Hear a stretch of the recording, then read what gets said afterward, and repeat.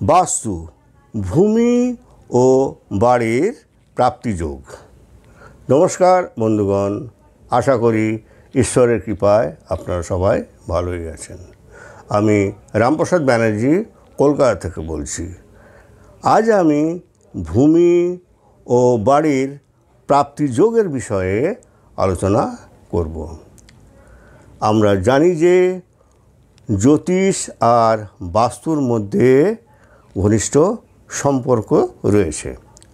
অতএব কোনো অভিজ্ঞ জ্যোতিষীকে বাস্তু সম্পর্কে জমি ও বাড়ির প্রাপ্তিযোগ নিয়ে কোনো প্রশ্নাদি করা হলে তিনি জাতকের জন্মছকের চতুর্থ ভাব, চতুর্থপতি লগ্ন থেকে কোথায় অবস্থান করছেন তা দেখে এবং ষোড়শ বর্গের চতুর্থাংশের স্থান বিচার করে এবং জাতকের স্বগৃহ লাভ কিভাবে কি করে হওয়া সম্ভব তা বলতে পারেন। তা বিস্তারিতভাবে নিচে এর বর্ণনাটি দেওয়া হলো।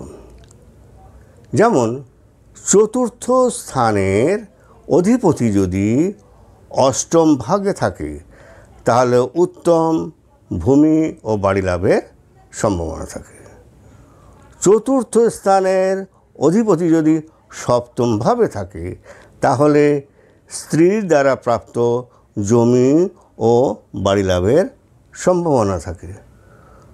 চতুর্থাধিপতি পঞ্চমভাবে থাকলেও জাতকের ভূমি লাভের সম্ভাবনা থাকে। চতুর্থ স্থানের অধিপতি যদি স্বগৃহে তুঙ্গ বা উচ্চ ভাবযুক্ত হয় তাহলে জাতকের ভালো বাড়ির মালিক হওয়ার সম্ভাবনা থাকে। লগ্নপতি এবং সপ্তমপতি যদি চতুর্থভাবে থাকে তাহলে সামান্য চেষ্টার দ্বারায় গৃহ লাভ হয়ে থাকে। চতুর্থপতি দশমে থাকলেও শনির দ্বারা দৃষ্ট হলে পুরাতন বাড়ি লাভের সম্ভাবনা থাকে। যদি লগ্নপতি ধন ও লাভাধিপতির সঙ্গে একত্রে যুক্ত হয় তবে জাতক একের অধিক বাড়ির মালিক হওয়ার সম্ভাবনা থাকে। যদি চতুর্থপতি এবং দশমপতি পরস্পর স্থান বিনিময় করে তাহলে বিশাল সম্পত্তি সহ বাড়ির মালিক হওয়ার সম্ভাবনা থাকে। চতুর্থপতি যদি ষষ্ঠভাবে থাকে তাহলে সম্পত্তি ও বাড়ির মালিকের অধিকারের জন্য মামলা মোকদ্দমায় জড়িত হওয়ার সম্ভাবনা থাকে, অথবা মাতুল পক্ষের বাড়ির মালিক অধিকার প্রাপ্ত হয়। কর্কট লগ্নের জাতকের যদি চতুর্থে বৃহস্পতি থাকে তবে জমি ও বাগান বাড়ি সহ বাড়ি প্রাপ্তির সম্ভাবনা থাকে। চতুর্থপতি কেন্দ্র বা ত্রিকোণে শুভ গ্রহযুক্ত থাকলে উত্তম গৃহ লাভের সম্ভাবনা থাকে। কেন্দ্রে যদি নবমাধিপতি থাকে এবং চতুর্থপতি যদি স্বক্ষেত্রে মূল ত্রিকোণে থাকে তাহলে জাতক অনায়াসে বাড়ির মালিক হতে পারেন। লগ্নাধিপতি ও সপ্তমপতি যদি লগ্নে বা চতুর্থভাবে থাকে এবং শুভ গ্রহের দৃষ্টিযুক্ত থাকে তবে জাতকের নিশ্চিতভাবে গৃহপ্রাপ্তি হয়ে থাকে।